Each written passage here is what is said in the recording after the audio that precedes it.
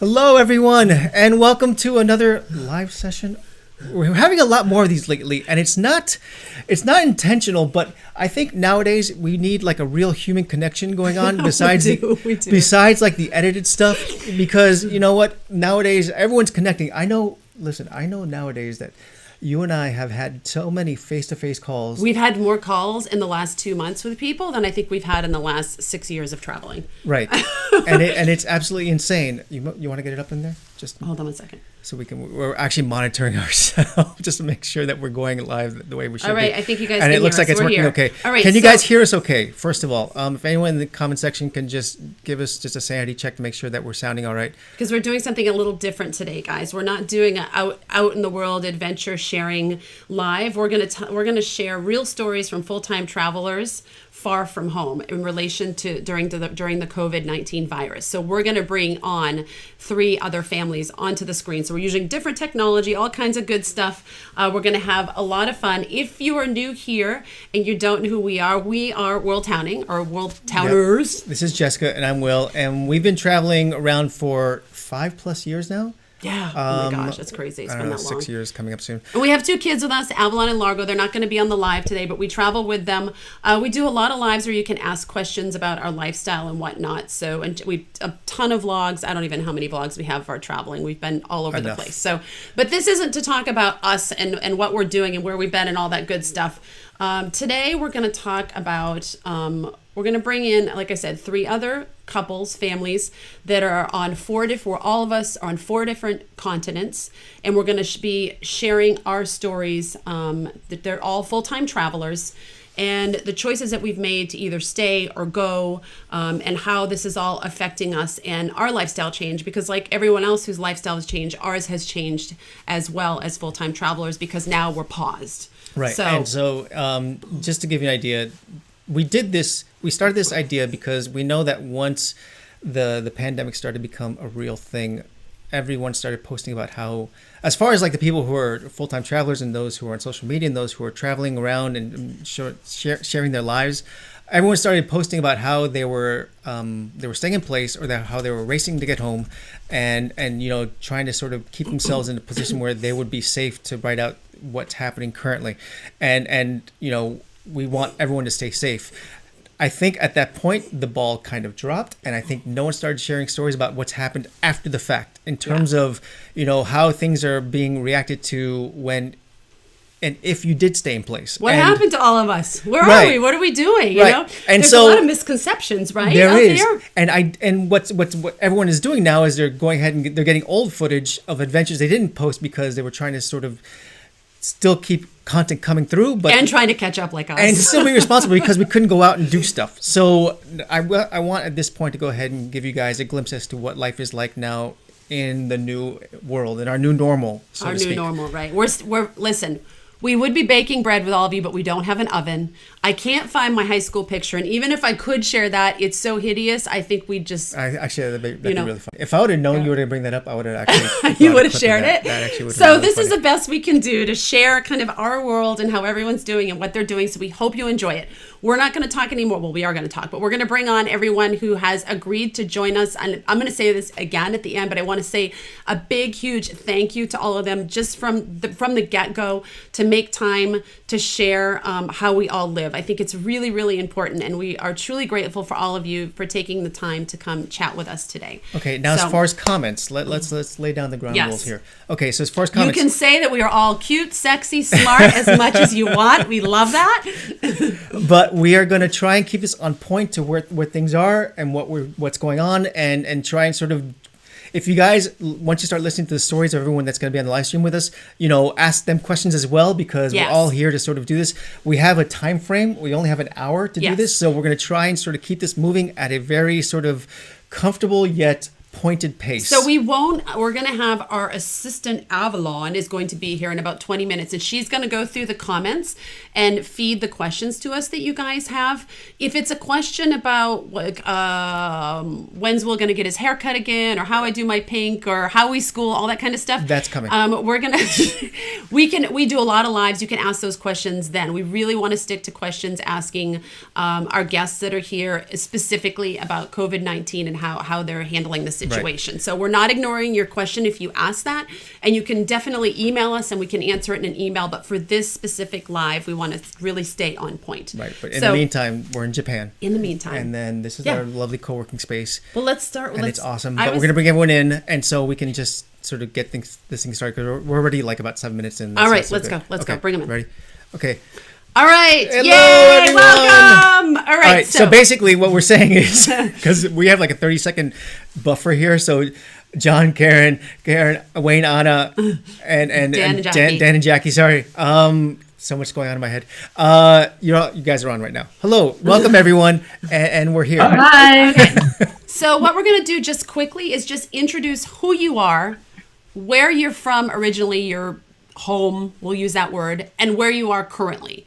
And I'll go by starting. Will and I are in Japan. We are originally from the United States, and that's Will. I'm Jessica. Hello. All right, so maybe feel free to pop in when you guys go through ahead. the squares. So let's go top left by R. So Wayne and Anna.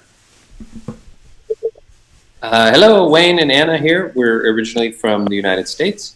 And we are now in Ensenada, in Baja California, in Mexico, with our two kids, 2-year-old Maggie, who's here with us, and a 4-year-old Levon, who will likely pop in every once in a while. Great. Awesome. John and Karen? Go ahead. Go ahead, you can do it. Hi, I'm Karen Bernhardt, John Semple, and we're from the United States, and we are currently in San Carlos de Bariloche, Argentina.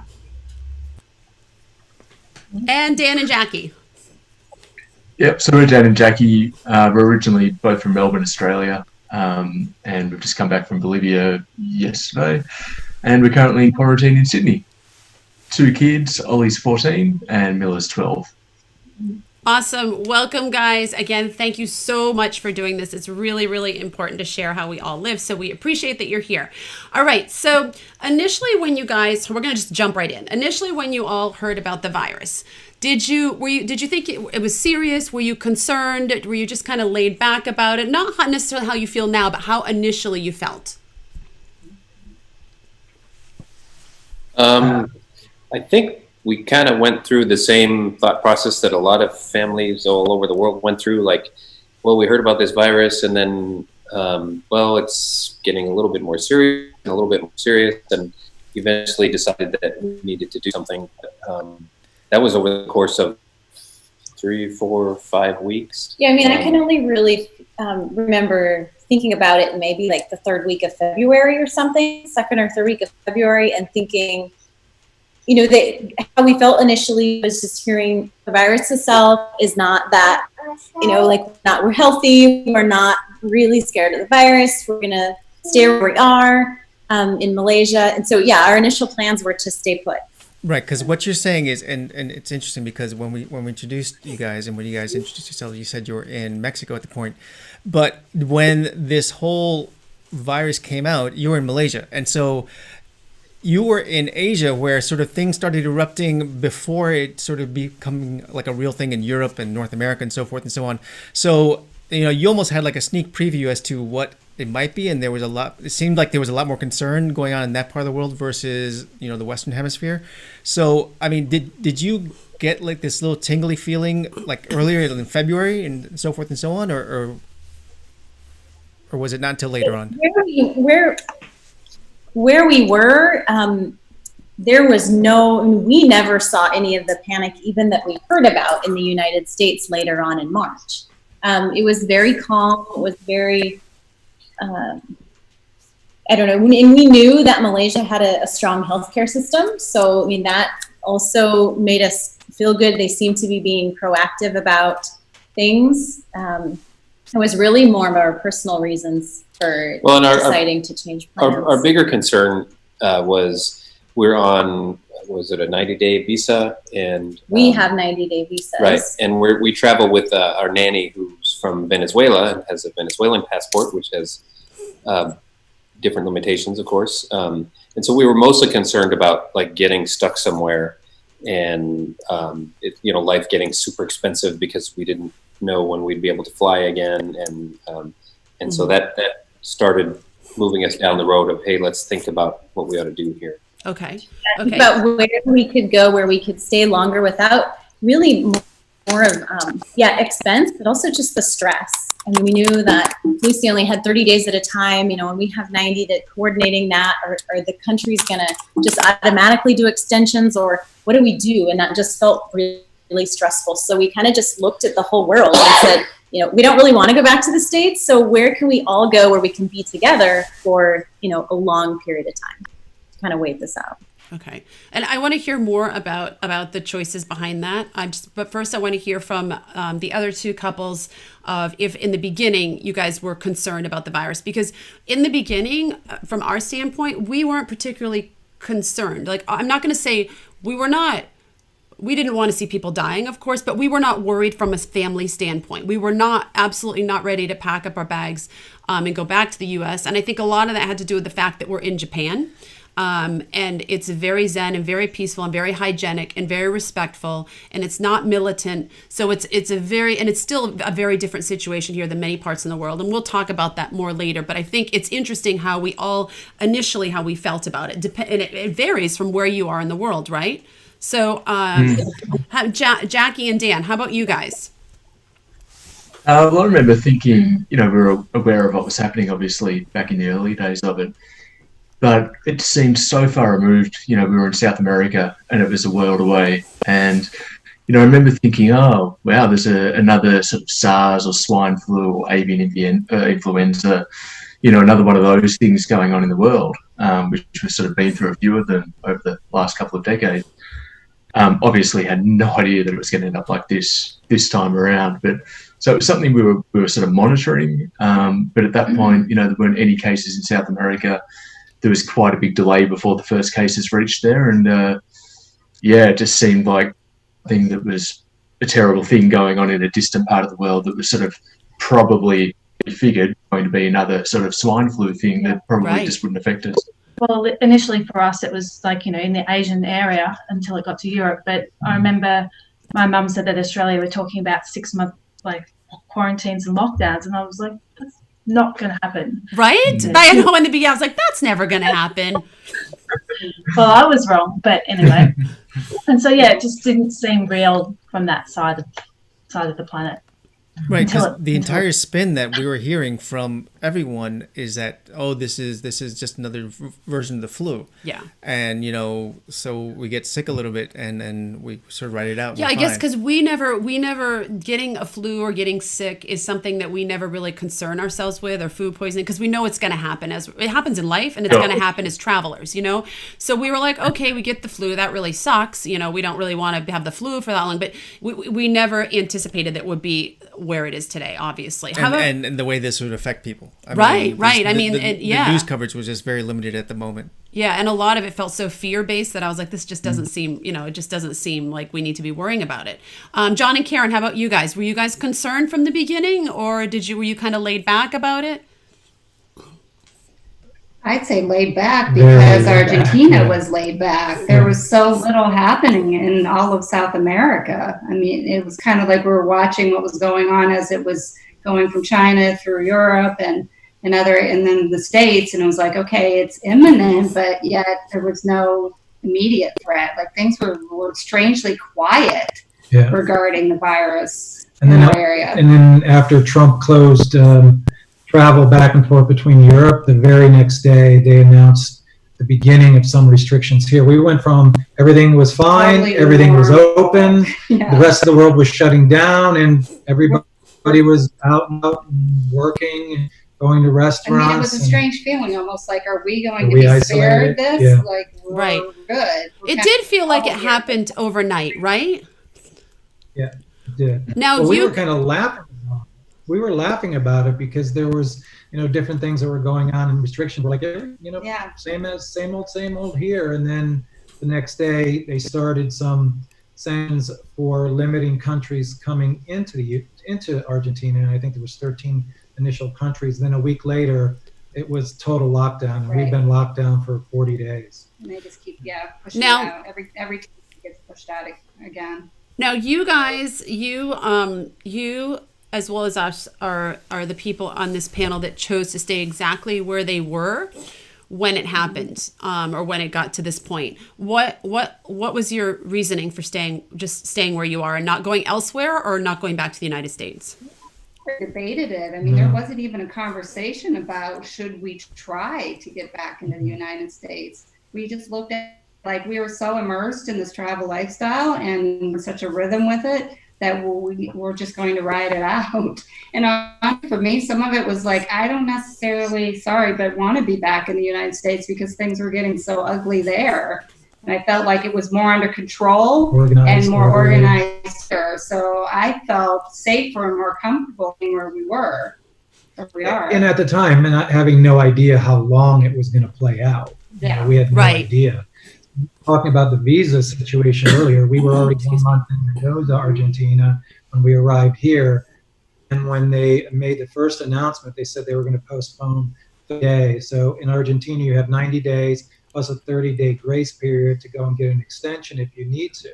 They have since pushed it out twice. So now we have a total of 180 days that we can be here before we, it's basically doubled it. So our mentality has been, part of it too that everybody needs to know is that when we left the States, we sold everything that we owned. We have a small storage unit back in Seattle, Washington. So we have no home. Yeah, so it's not going right. There's nothing to do. I mean, potentially family. I mean, I guess we maybe for a millisecond talked about if we would do that, but no, it really wasn't a consideration. So we did the same thing you guys did. We were in Japan when it started to escalate around the world, and we made a decision, to stay here because we felt like you guys. We've been traveling. We're on our 6th year of travel, and living like this feels like home to us. Like the United States will always be home in the sense of where we were born and missing certain things and relating to certain foods. But because our length on the road, it felt right to stay wherever we were in the world as long as we felt that was a safe place to stay. And we were luckily, I mean, listen, it was not because we're insanely brilliant. We just happened to be in Japan when this happened.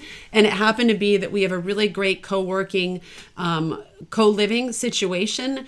And it's a hygienic country and it's very zen. And we felt very at peace here. We all like this country, so we chose to stay. Our situation might have been different if we were in a country like, for example, that had limited Wi-Fi and the kids couldn't work or school, or we didn't feel safe, or we didn't feel that the medical system would be there if we needed it. But going back to the United States was never an option for us. If we were to leave Japan, we would have went someplace else, like Anna and Wayne did, because going back to, and I love my country, but it's not the place for us to be. And I think it would have been really very hard on our mental state to be there because like you, John and Karen, we don't have anything and we would have been dependent. Either we would have had to get an Airbnb and just be locked in there, or we would have been staying with family. And after being out on the road for so long, I think it would be really difficult for us to go back and live in someone else's space. So it was a good choice for our family. Let me just look over here. Once the virus started escalating for everyone, did your opinion change at all? Like your initial opinion of we're just going to stay or we're just going to do that? Anna and Wayne, is that when you got to a point where you said, okay, I think we need to make a change? Like what led to, okay, we're just monitoring this. Okay, now we need to make a change. Like it happened really fast, just a matter of a couple of days where we started hearing about border closures between Malaysia and Singapore, where we knew that's our flight out and that's our visa run. You know, that border is kind of a vital thing for us. And so then we really just started speeding up. Okay, what do we do? You know, we have to make a decision here. And like I said, we looked at the world and said, where can we go? We considered staying in Asia. We looked at a few different countries in Asia. But then we literally just, we were sitting down in a coffee shop on Saturday afternoon. We said, okay, it's time to go because things are really shutting down and it's just not a good fit for us to stay here. And we booked flights for the next day. And then 2 days later, they shut down the Singapore airport. So just we were confirmed that it was a good decision for us. Yeah, you never know in this situation, right? If you jump the boat and end up spending all this money on flights and then it doesn't, I don't think any of us thought it was going to get to the point it's at right now. So I think as travelers, we're kind of wild to begin with. We always are less fearful of things, you know, but I think this kind of put us all in a different way of thinking and having to think about things that we haven't thought about before. Yeah. Now, Jackie and Dan, you guys chose to leave South America, and what led to that decision? Did you initially always want to leave? Did it get to a point? Let's right, because I was gonna say, right, you didn't leave. You just left like 3 days ago. Right. That's important to bring up. Yeah. They just left, guys. Yeah. I mean, you guys wrote it out for a very long time. But did you originally want to stay, or did it get to a point where you said, no, we want out, or did you always want to get out and you weren't able to? Like, what was your process of why you left?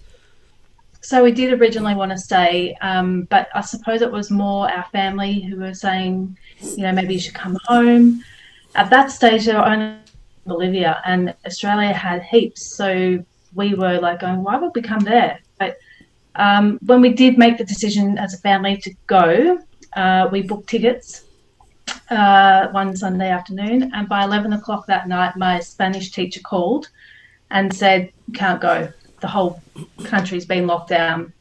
And at that stage, they really had not many cases at all. But within, you know, a day, the whole country locked down and we couldn't move. Initially, it was regional restrictions stopping us to go from one place to the other. And then, like all the borders closed and we couldn't get across anyway. Yeah. I was super bummed. Like, I was, because we were going to be there till the end of the year at least. And it's our first time in South America, and there were so many places I wanted to go and things I wanted to do. Learning Spanish. Yeah, and I was like, no, look, it'll be fine. And then I think once I think Peru, Ecuador, and I think Colombia all closed their borders first. Chile. And it all just started getting really serious really suddenly. And we realised that even if the border restrictions did ease up at some point, national parks were closed, museums were closed. You know, we thought, well, it's not going to be what we want it to be anyway. And the healthcare system in Bolivia is not fantastic, so we're a bit worried about that as well. Whereas in Australia, we have an excellent healthcare system. Right. So that played on our minds as well. And you guys, from what I've seen online, you guys went through a lot to get out. Like, it was not just, you just took a taxi to the airport and there you go, you get in the plane and happy. It was quite a process for you to get out, and you really had to jump through a lot of hoops to get out. Correct? We did, yeah, and we had to push a lot as well because our government was focusing on other areas. Well, first 2 weeks they did nothing. It's almost like they sat on their hands and hoped that the borders would reopen. But after that, they got a lot of people out of Peru. So our embassy looked after Bolivia and Peru, and there were hundreds in Peru.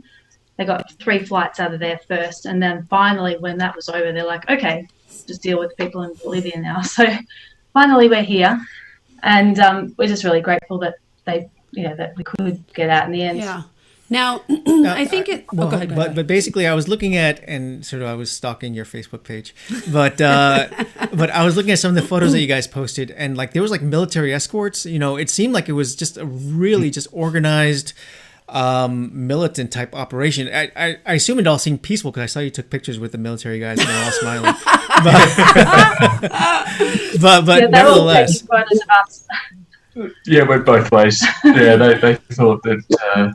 Obviously, it was a big deal us moving around because what Bolivia did, similar to Peru and Ecuador, when they decided to act with all this, it was really sudden and really strict.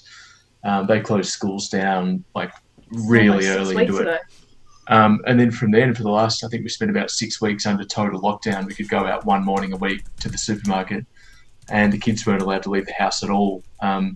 So when we left, the government had worked together and they'd organised a bus to get us up to La Paz and then a flight from there down to Santiago. So we were in a big bus full of gringos rolling through Bolivia when the whole place was just under this. It was on the weekend, so the weekends are a complete curfew. So we'd roll through these checkpoints in every sort of town we passed through. We had about an 18-hour bus ride to get there. and we'd go through, and these people in white Tyvek suits with masks would be spraying the bus down with disinfectant, and there were just military and police everywhere. It was really well organised, to be fair, but yeah, it was like being in a zombie movie. It was, it was strange. And quite so surreal. how does that contrast? And I know. So maybe explain what your current situation is now. And I don't even know if you can talk about what your current living situation is and how you're in quarantine. And also, what is the state like? What's it like in Australia? Is it lockdown? Is it this and that? And then if everyone else also, once they're done, can chat about what the current state is, where you are, what you're allowed to do, where you're allowed to go, that kind of stuff. Cool. So yeah, we got into Sydney yesterday, well, the morning before. I don't know, it's a bit of a blur. And we spent about 5 hours getting to a hotel. So what Australia's done is they've made it so every single passenger coming to Australia, and you can only do that if you're a citizen or a resident at the moment, you've got to go to 2 weeks of mandatory quarantine. So the government puts you up in a hotel and feeds you. Luckily, they pay for it all because they put us in a Marriott in Sydney Harbour, and so we can't afford that. Wow, that's nice. Yeah, so we've got. Do you have a view of the Quay? I beg your pardon? Do you have a view of the Opera House? Not quite. We've got a little glimpse of some water. If we Okay. Wow, that's pretty fancy. Yeah.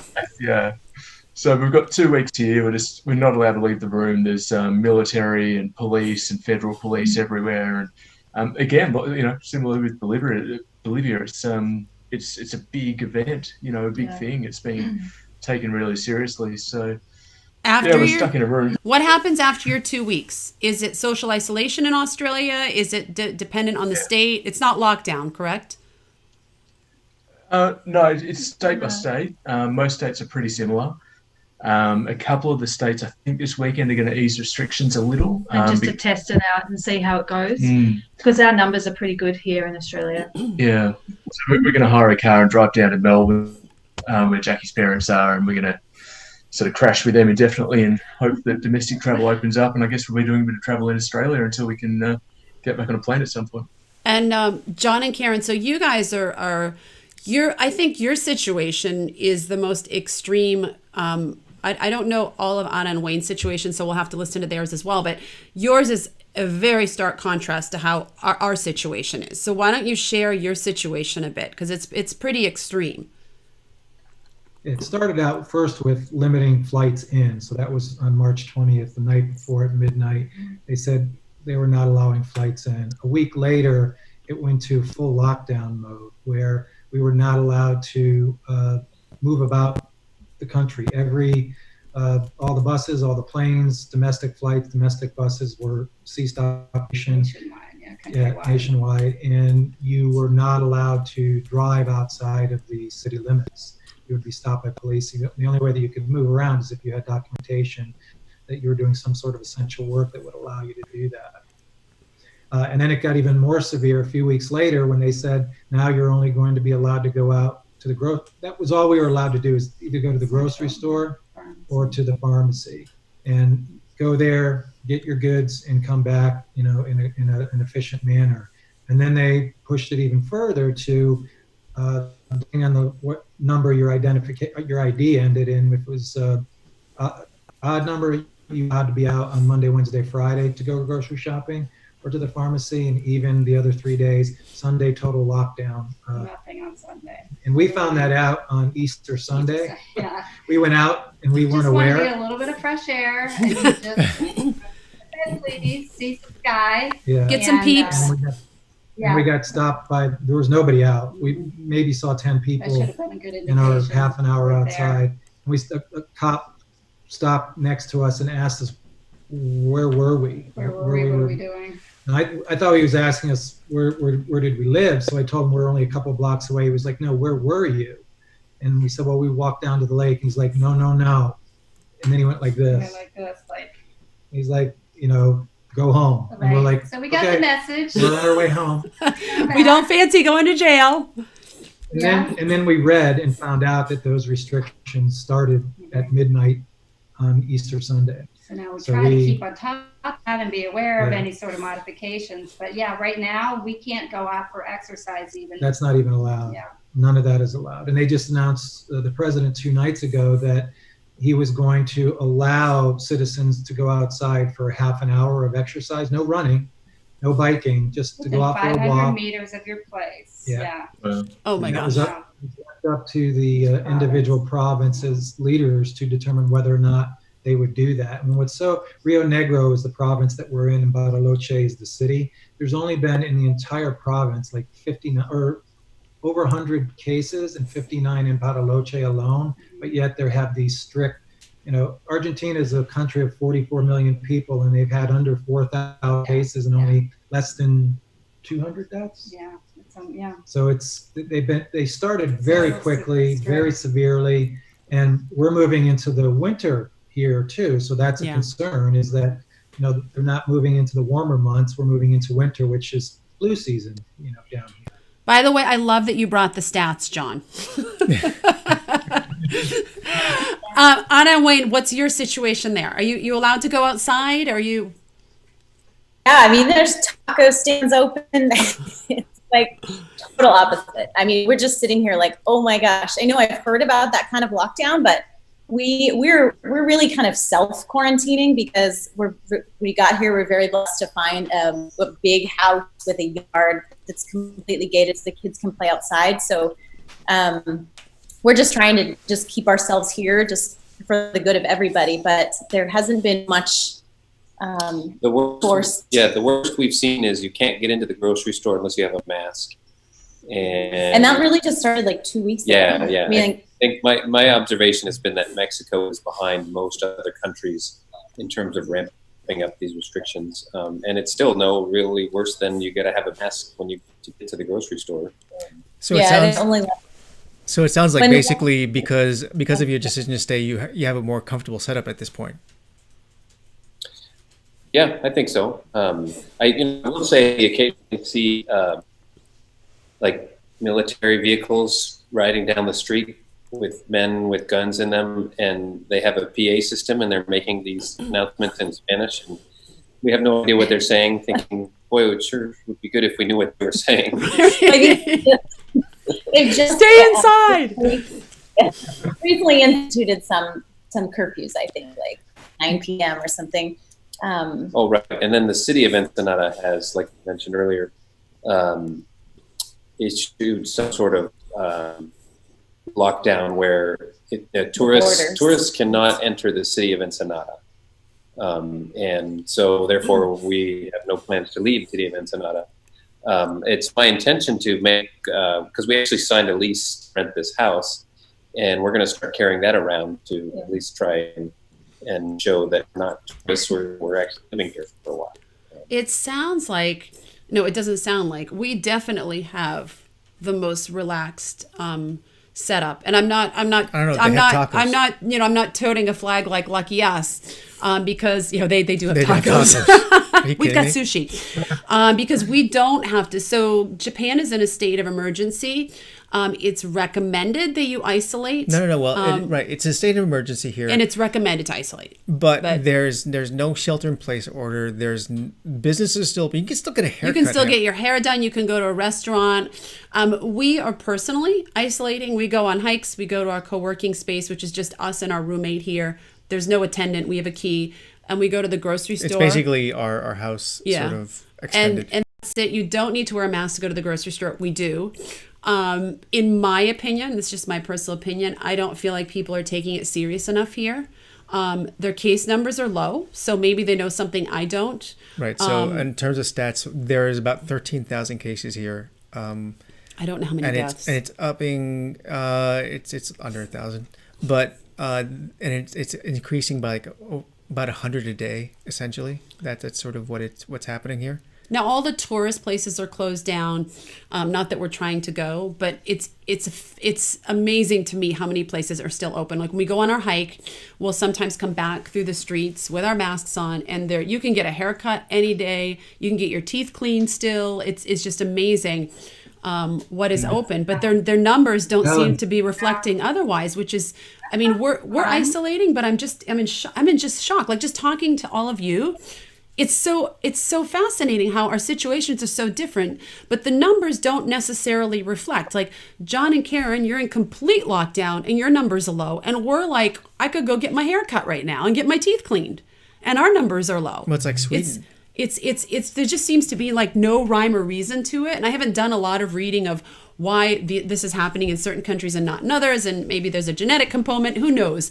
But it's fascinating, and this is why we want to do this call, because we're all in, you know, such different situations. Is everyone happy with the decision they made to stay, go, or relocate? Yeah. Yeah. Happy we have made the decision. Not happy that we can't do anything. Right. We're very happy jealous. that we're where we're at. I mean, We're very jealous of what we're hearing from everybody. It's you know what, I think the big thing is I wouldn't say takeaway, but when I asked if everyone was happy, everyone was like, yeah. So I think that's really great that everyone made the decision and it ended up working out for their families, you know, and that's really what's important at the end. Now, and by the way, for those of you guys in the chat, we will get to those questions real soon. Yes, we will. We will. So from an emotional standpoint, would you say, like, how would you say you're doing? I think, like, for us, I think we're doing pretty well. Would you say? I think considering our life hasn't changed all that dramatically.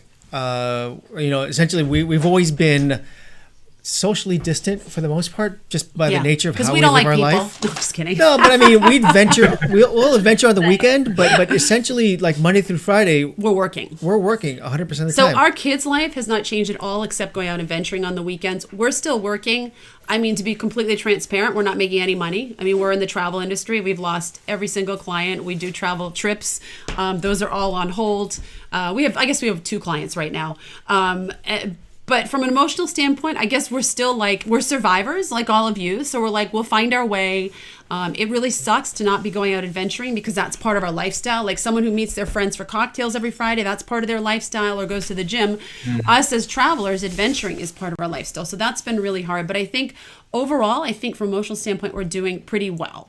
How about you guys? And I mean, that's definitely going to vary depending on your circumstances, right? I think we're still pretty good. Go ahead. It's been hard for the kids because they've been stuck in the house for, I think, 7 weeks now. They haven't been able, the only time they've left the house in 7 weeks is to get on the bus to go to the airport. So they just want to get some sun, get outside, get some fresh air. After this 2 weeks in quarantine, we'll be able to do that. Unlike in Bolivia, we can do that in Australia, so we can go out and exercise and socially distance. We had similar restrictions to you guys in Argentina, so yeah, we could go out just one morning a week, just to the supermarket and back. And did you guys have a balcony or a patio or anything you could sit on just to get some sun? Yeah, we had it wasn't as nice as it sounds because it just had the sort of washing lines and no view, but at least it had sun. So we'd go up with a book and just sit in the sun for 20 minutes every day, and yeah, that was good. So yeah, we're doing fine. We're sort of, we can see the light at the end of the tunnel. We're going to hire a car to drive down to Melbourne and just can't wait to get on the freeway. Bit of a road trip. Yeah. It's hard when you have the kids and you can see it affecting them, and we're not in the situation you're in because we do go out for a hike every weekend, even if the kids are like, I don't want to, we're like, get out of the house. But you know, I think it's really particularly tough to not be able to move, especially when you're used to moving. And so John and Karen, your situation, do you feel like from an emotional standpoint it's affecting you being inside now so much? It's a whole different world. It's kind of a day-to-day feeling for me, speaking for myself. I mean, the work thing, like you said, we work, remotely. So at my job, thankfully, I still have my job. I'm still working full-time for them. So that hasn't changed, and that's been awesome stability through this. But you haven't had a pay reduction. But yeah, there was that. We would normally work at coffee shops. I mean, that's the thing. Like, we don't work from our apartment. Very rarely do we. I would say almost always we're at a coffee shop. So that's hard. So more fights is what you're saying. Yeah. We can relate. Yeah, we're restricted to, this is basically a 2-room apartment. There's a loft bedroom upstairs and living room, dining room, kitchen right here. And actually, the 2 floors kind of helps create a little bit of separation so we're not in each other's face all day long. I mean, we could be upstairs, downstairs. So, I mean, it's the littlest things that you're grateful for during this, but that helps. And we consider going hiking up the stairs. Yeah, that's our fitness. Up to the second floor. Up and down the stairs. Yep. For the day. We talk about what's the elevation gain. Yeah, To it's go like up 15 Right, feet. right. This tomorrow will be the 40th day, and Yeah. I do the grocery shopping. Karen's only been out, I think, 3 times in those Yeah, 40 because if you're days. not grocery shopping, you're not You're not getting allowed out. to be So out. Friday, though, we'll go together. We can shop together, but we can go out together. He can go to the grocery store. I can go to the little health food store, which is what we did a couple weeks ago. Get our things, come back. Yeah, 40 days. I've been outside. Maybe it's total, of maybe 4 or 5 hours in those 40 days. So which again, is- the little things that you appreciate, big windows in the living room and the bedroom. So I open those windows up as wide as I can and get as much fresh air in and out of those as and the best I cat, can. the cat There's a visits. cat. There's a neighborhood cat. Oh, there you go. Is Amazon a thing there? Yeah, he comes in and Yeah. says hello. Yeah, I think it's but She- she's sweet. But I mean, emotionally, I would say it's a day-to-day thing as far as how again, speaking for myself, how I'm processing it and how my mood is. It really is day-to-day. I have like really good days where I feel just light and easy with this, and other days where I feel trapped and constricted and irritable. So it's Sorry, it's true. I was gonna say, can you order things, or is it only what you can carry you can bring in? Like, can you have stuff delivered?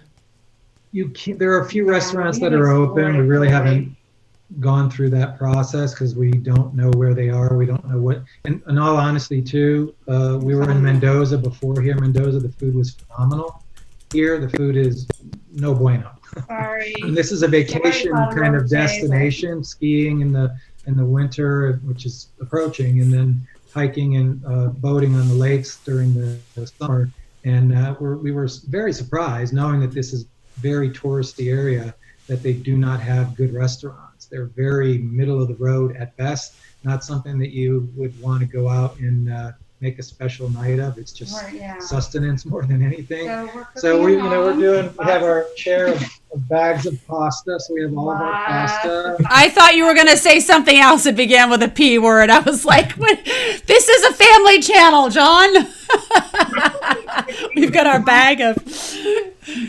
Anna and Wayne, how about you guys? How are you doing from an emotional standpoint? I think it's harder on some of us than others. You looked at Wayne. Is that Wayne? Wayne, I get it. It's okay. Yeah, he's a big coffee shop worker, and it's always been challenging for you to work at home. I've been working remotely for 14 years. The last 5 years, I think I've worked from home like maybe a few times a year. I gotta get out of the house. It's coffee shops or co-working. Yeah. And the past month we've been here upstairs, and there's a gate on the stairs, and the 2-year-old can't get through, but the 4-year-old loves to camp out in our office and work with us. And we're learning how to navigate that. I think that's important you brought that up, because this is our first time working in a co-working space. We were in the RV, but we spent a lot of time working in coffee shops, and we really grew to like that. And occasionally we'll do it here. Now we don't because of the isolation. But I think even like something like this compromises your work environment. Like Karen and John work a lot from coffee shops as well. And that, just navigating that is a challenge, like changing, even though we're travelers and we're flexible and we, whatever, we still have our routines too, right? And we still have our style of how we want to work and where we're most productive. And I find that a lot of people we've been talking with, that's been a big challenge for them, changing how they work and where they work. Now, we didn't talk about this yet, but if you guys could each say how long you've been full-time travelers. We just took off mid-June. Last summer. So almost a year for you guys. That is, yeah. Yeah, almost a year. We're coming up on, it'll be 2 years for us on August 1st since we're traveling. It seems like forever for you guys. No, it does. It seems like we met you guys in 2017, which is hard Yeah. to believe. Yeah. And Dan and Jackie, what are you guys? 3-4 years? Almost 4 years. Almost 4 years. Okay. In So August. we've got people on here who they're not just doing this for a couple of months, and I think that's really valuable because you guys are bringing so many different points of view to this. Do you just think of the horror stories your kids are going to have? Right? The years of therapy. So that's a great question. So, okay. So Anna and Wayne, I know your kids are younger, but, and maybe you have some, have you discussed this with them at all? Or are they just too little? The 4-year-old knows there's a virus in the world. I mean, we just gave him that. There's a virus going out in the world. Wash your hands. To try to, ourselves and other people safe, because we're putting masks on and using more hand sanitizer and those kinds of things. But that's as far as we explained it, and there haven't really been any questions since then. The 2-year-old loves hand sanitizer. We're gonna grow up a generation of kids who are like obsessed with hand sanitizer. They're gonna be in therapy at 30, like, I don't know why, but I just want to wash my hands constantly. We're gonna go from these a generation, dirty, crazy travelers. Well, too. no, there's gonna be a generation of millennials who felt like the rules don't exist, and we're gonna go ahead and do things on our own and sort of change the world to, oh my gosh, how come my hands aren't clean? What's going on? It's so true. Now, Jackie and Dan, you guys have kids the same age as us. I mean, obviously, there's no sheltering. Hold on, by the way, I like millennials. I wasn't knocking millennials. I think they're the best. We actually do around. love millennials. We really do. You guys have kids the same age as ours. They're online. There's no sheltering from any of this. So have you, no. How, and obviously your kids were in the extreme of it because they couldn't go outside. So they really, really felt it probably very differently than our kids, even though our kids are very aware and informed about what's going on. They're not feeling the impact as much because they can still go outside. So how have you handled that with them? Like, has there been a lot of really heavy, deep conversations? Are they pretty adaptable because they've been traveling for so long? And if you don't want to talk about their feelings on this, that's totally fine as well. I think a bit of all of it. They are very adaptable, but we make all our decisions together, because it affects us all, and they're old enough to contribute, and so I think that that's really important. We've talked about how I think when you're a kid, when you're that age, you've lived sort of little enough of your life, I suppose, that things like this, you might look at it and go, oh, it's just another thing, I suppose. Right. So we've tried to drill home how extraordinary this is, that their grandpa who passed away recently at the age of 100, great-grandpa who passed away at 102 recently, never went through anything like this in his whole life. Right. So trying to really drill home how extraordinary it is for all of us, It's interesting. I mean, we've had a lot of conversations about this in our family. Really, I think it's just a great way. I don't know. I haven't really established what the big takeaway is yet, because I don't think we were necessarily negligent. But I mean, I guess we live so present already. But I think it's just a reminder, right, as well, to kind of live and do those things that you really want to do. Now, how have you guys been treated by locals where you are as being a foreigner? Have you been discriminated against? Because I know, like with us, we had only one incident, and I wouldn't necessarily call it discrimination. I would just call it the doctors in the hospital being careful to protect the patients that are in there. And I needed to go to the hospital, not for the virus, for something else. And they asked a lot of questions about when we arrived in the country, and they wanted a specific date, and they were kind of grilling us. Is this certain? You didn't just get here a week ago? And I think that's, I kind of respect that they did that. Has anyone else experienced that, or even on a negative scale where they've been discriminated against? Yeah, absolutely. We've had a couple of situations when the restrictions first happened here. Went to the grocery store before they even had masks on, and since then they've built these plastic containers around each register so that they're protected. But in the beginning, the first question I had is like, why are you here? This was at the checkout register 2 times that I went there. They asked me, why am I here? You shouldn't be here, type of thing.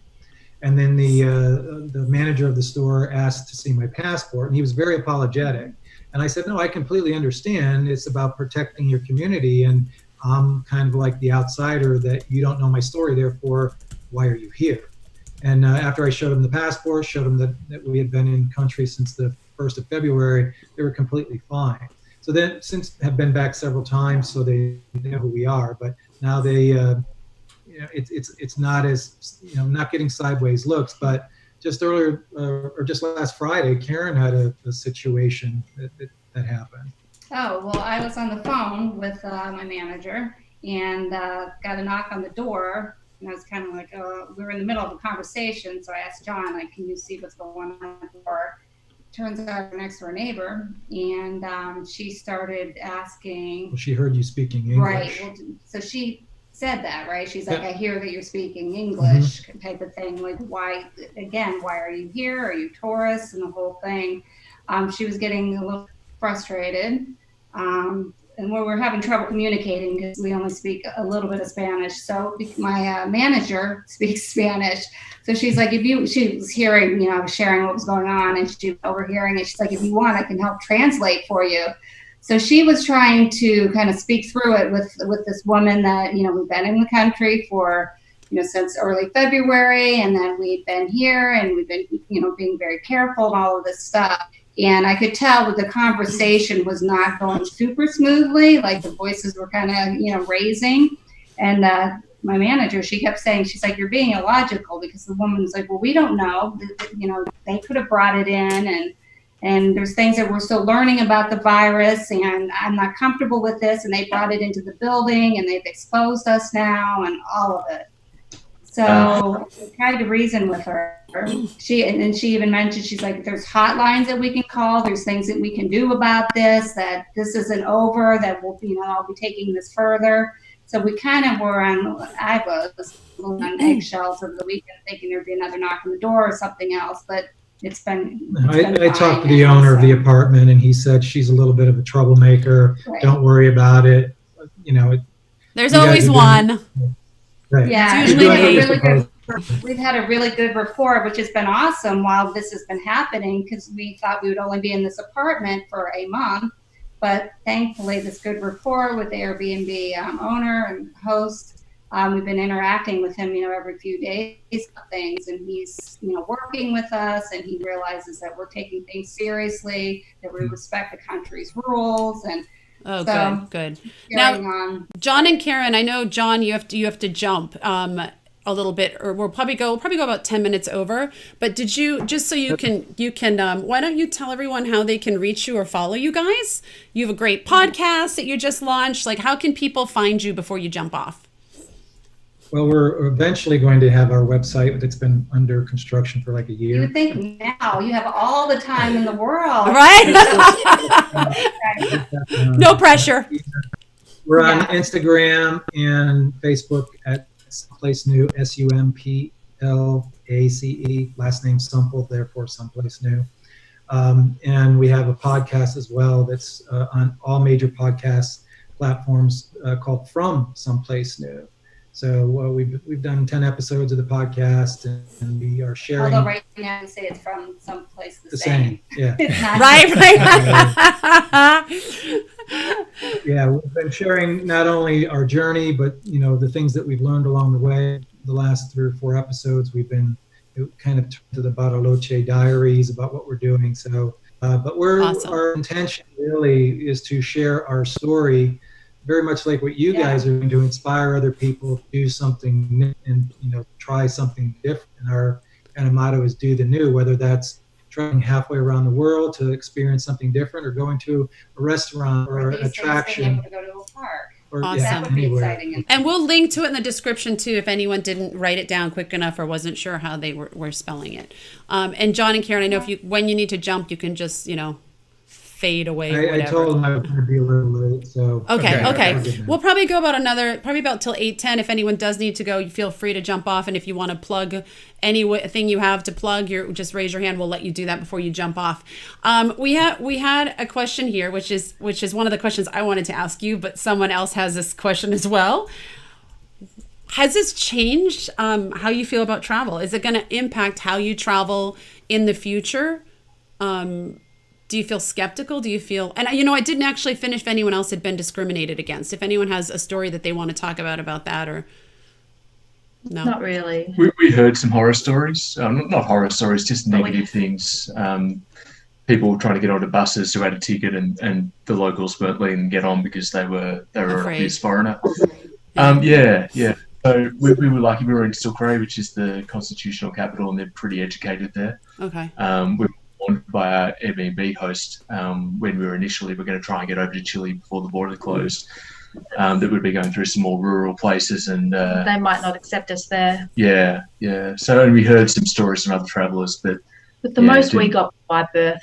And we did the same. Right. Yeah, people go. I mean, I was saying earlier before we went live that, I don't think this is the worst thing to be discriminated against. We're very fortunate to not really be in those situations where we're discriminated against. And it's really, Will and I, it's happened to us on more than one occasion outside of the virus in other countries. And it's a really great eye-opener. I mean, we were never the type that discriminated against people anyway, but it gives you a deeper level of compassion for people who are constantly discriminated against. So I think everyone at some point in their life should at least be on that other side at least once to see what it feels like. All right, so has this changed how you will travel or how you feel about travel going forward? I think it's one of those things that it just can happen, right? The world still, at the end of this, it might look slightly different. Hopefully it looks a bit different in some positive ways as well. But, we definitely, traveling is what we do, we love it. So initially I felt like I wanted a base because of all this. And, we thought, oh, okay, well, maybe we'll buy a place in Melbourne. Or a boat in the Caribbean with us. Maybe soon. We've been looking at that too, don't worry. Put that on the list. Started looking at prices in Melbourne, and then we're like, oh yeah, that's why we left. Right. From the first. How about Karen, John? Sorry, guys. So go ahead. I thought you were done. Go ahead. Oh, I was just going to say. So for us, travel is definitely still in the cards. It'll just be probably in the country for a while. Yeah. For me, it makes me value it that much more. I miss it so much. So my whole feeling is as soon as things relax and we can do this again, you're ready. I will be. I feel like I've been very grateful and very appreciative of the lifestyle. It's been such a great fit for us, and had such an awesome momentum going with it. So when we can get that going again, I'm just going to appreciate every single minute of it. Not take any of it for granted. I'm so ready. The idea of going out and to a coffee shop and then have Karen say, well, I'm going to go over and shop over here. I'll be like, please do. As she's like running on her tiptoes out in slow motion, like it feels so good. We work remotely for 12 years now, or 10 years, 11 years. You more so, but we were away from the people that we were. So that's not a new thing for us. That was the easiest part of this transition into a travel lifestyle was the work stuff. So that was a piece of cake for us. But being, unable to go out and work at coffee shops has been brutal. Just like you were saying earlier, it's absolutely torturous because we're in the same room together. We're doing the exact same things. The table that we're sitting at right now is where we work. It's just like everything. This is our office. This is where we, watch TV. This is where we sleep. This is where we argue. It's all right here. Oh my God, it's RV life. It feels like a. It's claustrophobic. But we're looking forward to getting out and getting started again. But we just found out 2 days ago, the president announced that they will not resume flights in and out of the country until September 1st. That's interesting because we got a question about that. Are people flying in and out of the country? And so none until September 1st. Wow. Jackie and Dan, do you know if that's the case where you are? Because we were mailing postcards to our patrons, and Australia and New Zealand were the only countries we couldn't mail to. Really? Yeah. Oh, I didn't know that. I know that Bolivia apparently doesn't even have a postal system at all. We found out recently. Wow. But definitely no one can fly in and out of Australia. We're not allowed to leave internationally. Oh my gosh, she's so cute. Yeah, what we want to do and what we're allowed to do, that's the big question right now, right? Right. What's available to us and in what time frame? And I've done some research on some of the bordering countries. Right now, our best bet is to hopefully when travel is opened up that we can get to Buenos Aires and then to get over to Uruguay, because Uruguay's borders are open. Right now, not the case here. Chile, Peru, Argentina, all in Ecuador, all completely, Bolivia too, all locked down. So we're not going anywhere until we can't even leave the city that we're in. We would only get maybe a mile before they told us to get back to where we came from. So there's just not an option right now. It sounds like, though, that you guys are able to manage work-wise. Okay, I mean, internet connections seem to be holding up well. So I just sorry, go ahead. No, we had some issues with Wi-Fi earlier today. It went out. And the router is not in our apartment. Fortunately, there's no one living in the apartment behind us anymore, because that's where the router is. I have the keys, and I can go over to that one and reboot it if necessary. So you can hallway run. Hallway runs to do that. Well, I mean, I had 8 clients, and I only have 2 right now that are actually doing anything. So everybody else has basically said, "Yeah, we'll be in touch with you much later." So Anna, Wayne. Lifestyle is affordable, and that we had been saving so much money doing this because it's been much cheaper for us to do this than to stay in the States. Yeah. Right, and probably going back to the States would have been fine. Like for us too, financially, it would have been a lot more than what we're paying currently here. And I think we have a better setup. Anna and Wayne, I have a request. They want to hear more from you. I think finishing up the question of does it change your opinion about travel? Will you do things differently going forward? I don't know that it changes our opinion. I'm sure it's going to change everything. I think we just kind of have to play by ear what that looks like. The only thing that we've been learning so much about what we want to do with our travel lifestyle, because we've only been doing this for 10 months or something, 9-10 months. That we traveled a little bit too fast sometimes, and when we got to Malaysia, we were supposed to be there for 4 months. We're going to spread out our time, right? But it ended up being cut off. And so for me, it's kind of nice to settle into a home for a number of months. Like I know that we're going to be here for a few months and we can try to establish some routines. So I like that part of it. And we've even brainstormed keeping this place here in Ensenada, Mexico, which is an hour and a half south of San Diego. So we have friends, we could visit right across the border, but like keep a place, but travel, 6 or 8 months out of the year. Because it's really challenging to travel fast, and even 2 months at a time in a place with a 4-year-old and a 2-year-old is really hard. Yeah, I think that's important that you brought that up.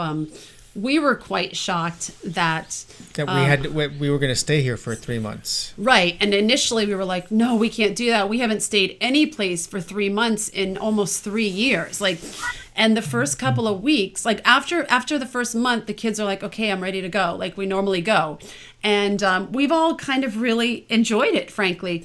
We're antsing to get out and do stuff, but we're catching up on projects. The kids are finishing their school year, so they're working extra hard to get it done early.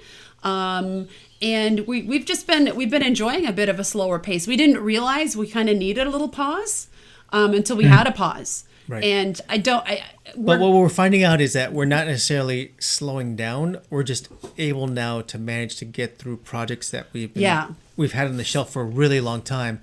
And so the idea is that, we're still continuing to work as diligently as possible. If not harder. But the stress of now being able to sort of tackle those things that we've always wanted to do being taken off our shoulders is a big thing for us now. Well, travel planning was my responsibility.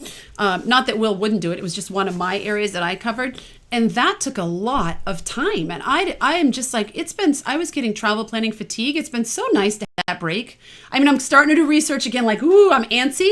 But I'm like, wow, I have time. I have time to exercise. I have time to actually sleep 8 hours a night now. Like I actually have time to do these things when I didn't have it before, because it was like, if you're not working or schooling, you're travel planning or you're moving or you're, and I'm definitely not complaining, but it has been like you and I feel the same way. Like it's been a nice little pause. Like I think we really needed it. And I don't know as we would have given it to ourselves.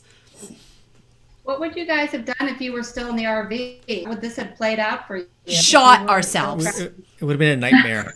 It would have been a friggin' nightmare. So we would have. I don't know what we would have done. We know people that are still in Europe, and essentially you would have had to been confined to one campground the entire time. And, at that point, it would have been, social isolating it in an RV in the winter where who knows what, could have come about with that small space.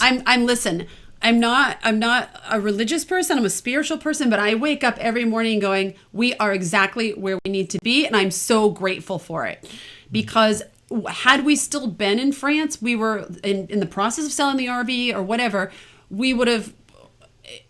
it would have been really challenging, because our mind wanted to go to that next step. We were in our heads, we were done with Europe.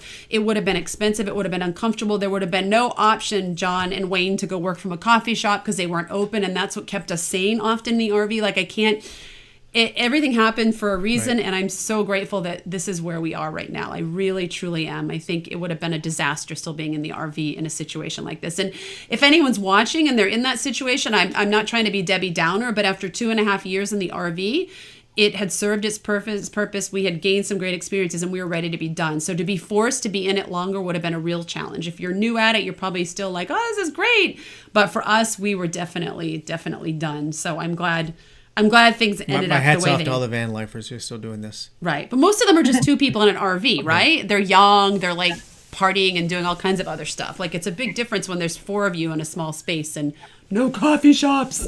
We had similar gratitude in comparing the situations. In Malaysia, we were in an apartment. There were a number of families who had got together for 2 months for like a pop-up community. And we were in an apartment in a high-rise where they've now shut down. If you can't go anywhere, the pool's closed and everything's closed. So we essentially would have been, and there, Malaysia, it's also, you can go to the grocery store here and kids aren't allowed and all this. So our 2 little kids in this small apartment in Malaysia for months, I'm just so grateful that we made that change, right? Because I can't imagine that. And I think that actually probably ties in with Jackie and Dan and their situation to leave, right? You could see that this could be your situation. And I'm correct me if I'm wrong. I'm not trying to put words in your mouth, but you could see this is going to be our situation probably for months to come, and we're better off elsewhere. Yeah, exactly. I think it helped that we were planning after South America to come back to visit anyway. So we just thought, well, let's just if we can, when we can, let's just go and deal with it. Yeah. There. Because Bolivia's just had another 2-week extension to their lockdown, so that would have been 8 kids locked inside with no end in sight. So, it's interesting because when we got, like, this was towards the end of March, just before they issued the level 3 travel advisory to Japan, and there was notices going through, and we heard like on Facebook groups that the State Department issued a notice saying that either leave now or be prepared to stay where you are for a long time. No, they used that word indefinitely. Right. I was right. like, well, indefinitely? No full-time traveler ever wants to hear the word indefinitely. Like, that's forever. Right. And then when we looked at the options. I was like, holy shit, well, do you want to stay someplace forever? And we said to ourselves, well, do we go back? What's the situation? And at that point, flights were still abundant. There were still, things going all the time, and we would have been able to land in Hawaii. Will tempted me with Hawaii for $200 one way each person, and that would have been. I mean, it would have been just a great situation. However, we looked at each other, going, things are fine in Japan. There's no issues going on here, and still to this date, everything is still sort of working and running as smoothly as possible. I mean, I don't. For us, it's a compromise because we're isolating. So even though life is happening around us, we're still not doing anything. But then we're kind of chalking it up to, well, we need a new website. I'll do that. That kind of stuff. And I don't know. So for the visa situations for you guys, let's just talk about that briefly, and then we'll wrap it up. Our visa situation is is it 3 months or 90 days? We had originally 90 days. 90 days here. And if you came before or after or between certain dates, you automatically got another 90. So right after several weeks here, we had 6 months. And so that was part of our decision, like, well, why wouldn't we stay here? I mean, it's got great health care. It's a very considerate culture. It's very hygienic. We love where we live. We have great hosts. Why it's affordable for us. except the food. The food's pretty expensive. So 6 months, we're like, okay, we can do that. Do you guys, what's the visa situation? It seems like everyone has extensions, that the countries are giving extensions, or? With Bolivia, they I don't know. I know it's different for different nationalities. For Aussies, they give us 3 months. You've got to go into the immigration office every 30 days to renew it. We did that once before the lockdown. We probably would have been close to our next. Yeah, we were over it. Okay. But they just came out and said, don't even worry about it. We couldn't leave even if we wanted to. Everyone was in that situation until our government organised that flight and we could get out. They just said, just forget about it when you leave, it's fine. Yeah. So that was nice. So you guys just could have stayed there until this was lifted from a visa standpoint? Yep. Okay. Even if it took a year, we could have still been there. Yeah. How about you, John and Karen? They extended it for 30 days, then another 30 days. So original tourist visa is 90 days. And then there's, after those extra 2 months, there's also a grace period of 30 days where you can file for an extension. So we've always known we had a minimum of 4 months, but it's now been pushed out to 6 months. And it will probably be, if they're not allowing travel flights until September 1st, there's a very good chance that they'll push it out. But the government offices haven't been open. And Buenos Aires, where we'd have to go for the extension, right, in July for the 6th month? Yeah, we would have to, if we wanted to stay beyond the current situation, we would have to be in Buenos Aires. It's the only place that you can. Super strict right now. Yeah, well, we can't get there because nothing. Yeah, we can't travel there. Yeah. And how about Anna and Wayne? How about you guys? One of the reasons we chose Mexico is we all had 6 months on arrival. So we got here about a month ago. So we know I don't even know what they're doing in terms of extending other people. We just haven't been concerned about it because we know we have another 5 months and then we'll figure it out later. And so that definitely factored into your choice. What other countries were you looking at? Not much. I mean, it was more like how many days, where? Yeah, Hong Kong. We had considered staying in Asia, Hong Kong or Vietnam, I think, right, Wayne? Vietnam's numbers are still very low because that's where we're thinking of going when the doors open up. Yeah. Yeah, we had strongly considered staying in Asia, but it was 3 months and we just decided to get back west and get as long as we could. We said, and be close to the border in case we needed help from family or friends. We just didn't really know what to expect. So we thought, okay, Mexico, and we can be in Ensenada 90 minutes away. And so. Does anyone have anything else that they'd like to add that they think is important or relevant or that watchers might want to know about their situation or how they've handled it or all that kind of stuff? And also, if you have anything that you want to, I mean, you guys are all travelers. You've got grit. You're tough. We're scrappy. Scrappy. Is there any words of wisdom you want to offer for anyone? I hate the word wisdom, and advice, but like just, I don't know, support for other people that are out there right now that might be in lockdown or struggling, or anything that you'd like to add. Well, the one thing that I would say is that, everybody who's judging us for doing what we're doing and making comments about why aren't you home, that's the one thing that we hear quite a bit is the number one question we hear all the time is it safe where you are? Well, we wouldn't go someplace that wasn't safe. We wouldn't put ourselves at risk. So, every place that we've been is no different than any other place, is that there's, dangerous situations or undesirable situations anywhere in the world. You just have to be smart about what you do. And don't judge or immediately think the negative, because we think about this stuff. We work through all the problems in our through discussion to determine what's best for us. And that doesn't mean it's best for another couple or another family. This works for us. Therefore, our mission and our purpose for doing this is onward travel, long-term onward travel. And so I think going backwards wouldn't be a thing. I'm glad you mentioned that, because like I had said before, there's a lot of judgment on people. And it's funny because originally Will and I did the thumbnail for this. And what did we originally have on the thumbnail? Full-time travelers, I think, on the road. Yeah. And we changed it to Far from home. far from home because we thought, oh, someone's going to look at that and someone's going to say, oh, look, they're still traveling, they're still on the road. And although we all know we're not, I just didn't even want to deal with that, So I think it's really, I'm really grateful that you guys are sharing this, and I think it shows that we're all being responsible too. I mean, we're wild and crazy travelers, but we know when it's time to be responsible and think of others, and maybe we're not in a situation where we would be considered, risking ourselves, but we don't want to risk others. So does anyone have anything else that they'd like to add? Stay home, save lives. And wash your hands. I agree. Yes.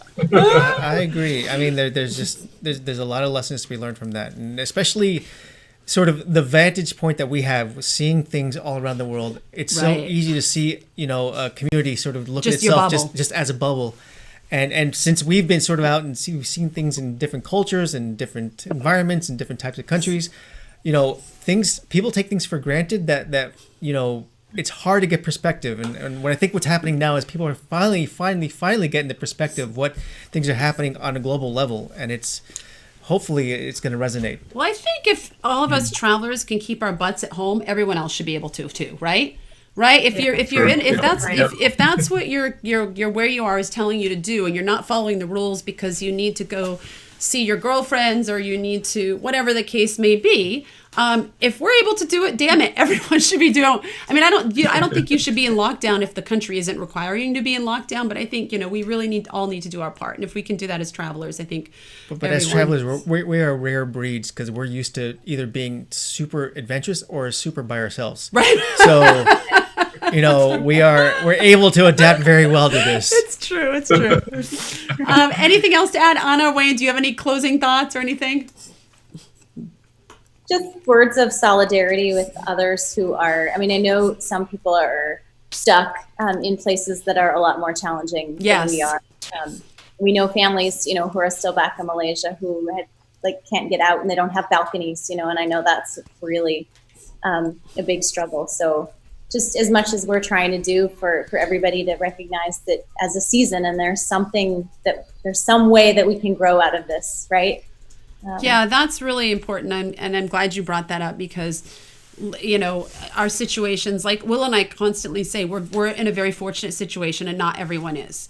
Not all areas of our life are very fortunate right now, but our living environment is very fortunate. And it's, I think, important to recognize those who are not so fortunate, and those who have are considered very high risk or are elderly or, whatever the case may be. I think it's really important to have compassion for them. So definitely thank you for mentioning that. Now, do you guys have any businesses, blogs, website? It doesn't have to be travel related that you want to share with what you do with. Sorry, I'm getting all antsy here. I can't get comfortable in this damn chair. It's 8:20 in the morning already. Right, it's 8:20. I need some coffee. And it doesn't have to be travel related. Whatever you do in your real life, if you want to promote your business, that's fine too. I was telling Wayne that he has to share his thing that's just getting started. Yes, share it. Tell us, Wayne. Well, I'm trying to do some writing and eventually maybe put together an online course for people who want to work remotely permanently. I've done it for 14 years. I don't have a website. I am on Medium, Wayne Saucier. I have a few blog entries, a little bit of momentum, and that's where I'm at today. When should we expect the website up, Wayne? ASAP. There you go. You have a great working environment.